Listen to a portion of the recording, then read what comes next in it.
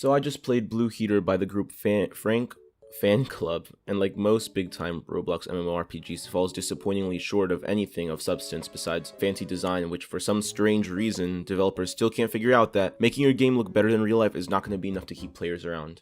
Before I hop into the game, I got myself acquainted with some background info on the game by looking around their group, as well as their official Discord server for the game's community. I found out that the head of Blue Heater's development team actually created Swordburst 2, World 0, and a game I haven't played called Dream 6.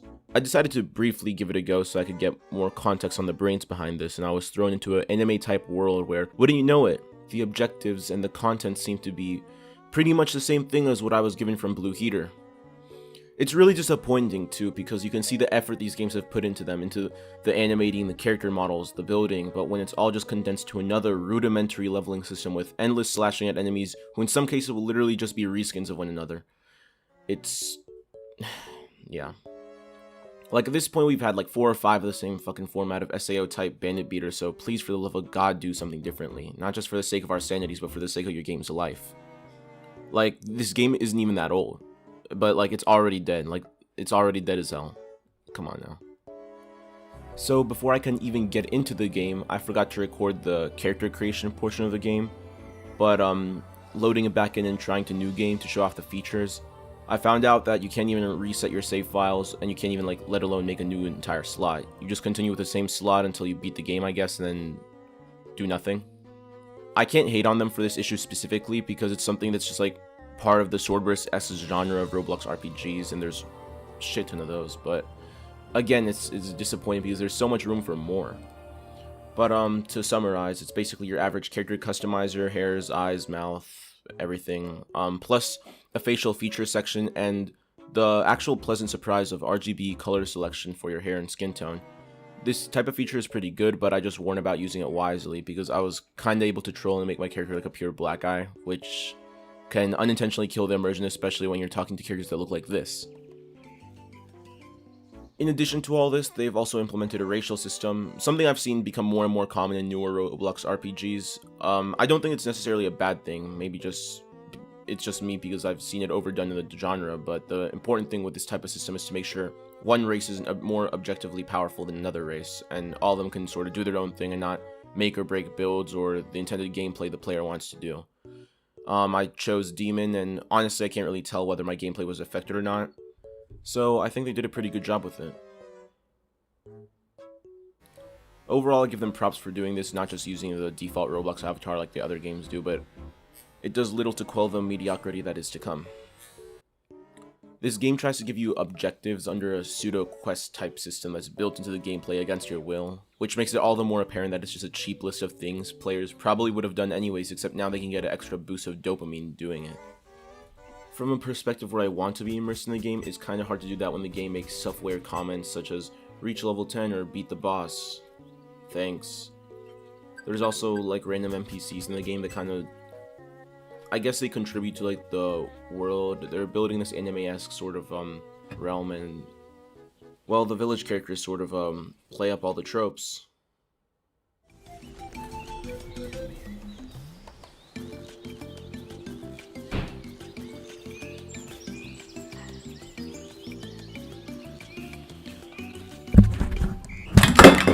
Okay, what the hell is this? This is like,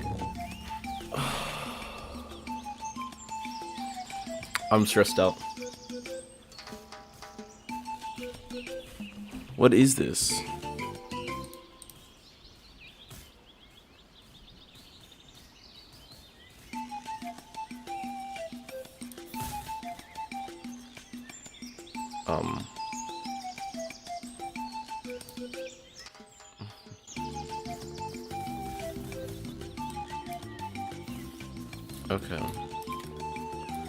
Okay. I found myself wandering the area, and I didn't even notice the character who was supposed to give me the dialogue to get an idea of what to do until later when I found her with a questionable blush on her face that reminds me of an old RPG from back in the day. Astral Hearts. I quickly realized as I spoke to NPCs is that they give you things to do, but not actual quests. You just follow like the shitty list they hard-coded into your gameplay.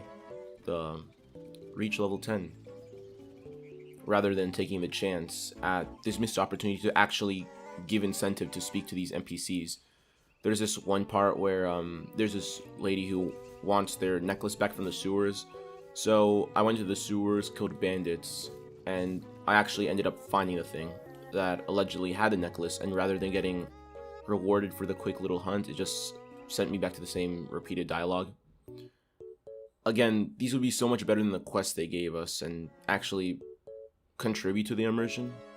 Something this game tried to do, much to my surprise, is the possibility for classes based on weapon and armor combos in addition to the magic skills you can learn for skill points.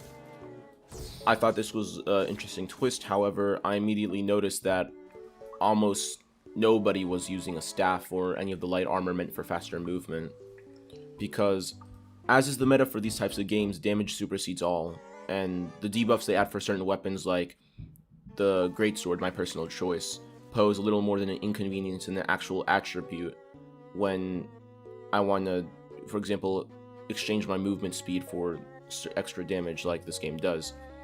Because everyone goes tank build because that's just what gets you to the end faster.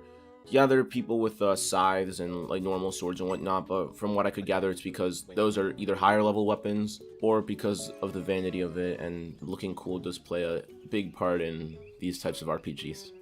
I also wanted to quickly point out the missed opportunity with magic in this game. Like, all the skills are immediately in the player's menu to check out the description and read about before they decide to get it. And rather than making it feel like a tough choice of what build I wanted to go for, I immediately chose heal because I knew that I would just get a stronger sword later in the game, so I wouldn't even need the magic. And also, it's just using it uses so little mana that like I was able to spam it. The only thing that's kind of inconvenient is that you kind of stay still while doing it, but I still spammed that and I was able to like defeat a bunch of higher level enemies just from healing. I don't even choose healing spells in most games, but I figured that it would be the fastest way to clear the floor without needing to dodge away from the enemies. And don't worry about the enemies chasing you, since most of them are like stupid as shit and can't follow you a few steps to their chests that they're guarding. Please, for the love of God, normalize unique attacks for lesser enemies too. It was really only the boss that had crazy stuff going on from what I played, and all the other enemies seem to just copy the meta from the players, hack and slash. Give them some magic too or something, or like maybe just the more powerful enemies. It added more functionality to the pointless dodge feature, as well as just a new taste to the repetitive combat that I've already seen in this game so far. I'll try to connect an idea I had for the magic to the gripes I had with open world as well. Most of the game is textured with decals, not my personal favorite, but it's the intended style of the game and it does it pretty well. But something that the game does that Swordburst games also do is it presents the player with the constrained open world, a realm that feels like it's free to explore but is only actually a fraction of what you see through illusions and like spacing out and such, or invisible walls. I personally don't like the idea, and I'd even go so far as to say, why bother with the immersion if I'm going to fall out of the world by going into water anyways, which happens. To solve both issues, I'd say that perhaps some skills can be obtained through certain locations where you have to beat specific enemies, mini-bosses maybe, other bosses, or rare chests to collect the skills, as it were, rather than just incentivizing a grind to get skill points, which you seem to get at random, because I would assume that you get 1 per level, but I only ended up with 2 at like level 7. And by the way, why is the grind so insanely long in this game? Like, damn, like 100 XP for level 1. The first enemies hardly drop like a 10th of that amount. If you're gonna make a level system, don't copy the Swordburst shitfest where I have to kill thousands of enemies for 1 level when I'm like level 9. Take a page from Arcane Odyssey's book and make it so practically a single enemy gets you past the first couple levels. And yeah, there are some bugs and minor issues I also had with the game, mainly from the weird collisions at times with the world building that would make me stand on like thin air or run into invisible walls in places where there shouldn't have been, as well as missed hits for me at enemies. At first I thought it was a dodge system on their behalf where they could just like randomly like dodge attacks, but I guess that wasn't the case. And when I was at the tower boss, which by the way, why does every single game have to do this tower thing? When I stopped recording at the tower boss, I got a screenshot of this because I randomly got flung into the void, which is always fun.